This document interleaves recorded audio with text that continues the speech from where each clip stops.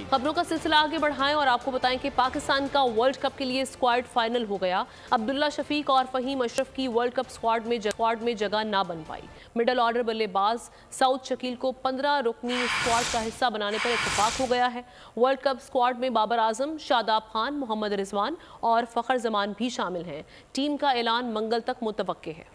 Asia cup के बाद world cup की तैयारी। अब्दुल्ला शफीक और फहीम अशरफ की वर्ल्ड कप स्क्वाड में जगह न बन सकी। मिडल ऑर्डर बल्लेबाज सऊद शकील को 15 रुकनी स्क्वाड का हिस्सा बनाने पर इत्तेफाक हो गया। वर्ल्ड कप स्क्वाड में बाबर आजम, शादाब खान, मोहम्मद रिजवान और फखर जमान भी शामिल हैं। इमामुल हक, सऊद शकील, आगा सलमान, इफ्तिखार अहमद और मोहम्मद नवाज को भी शामिल करने पर इत्तेफाक हो गया। उसामा मीर, हारिस रऊफ, नसीम शाह, शाहीन अफरीदी, मोहम्मद हारिस और वसीम जूनियर को शामिल करने पर भी इत्तेफाक हो गया। 15 रुकनी स्क्वाड्स के ऐलान के लिए 5 सितंबर की तारीख तय है।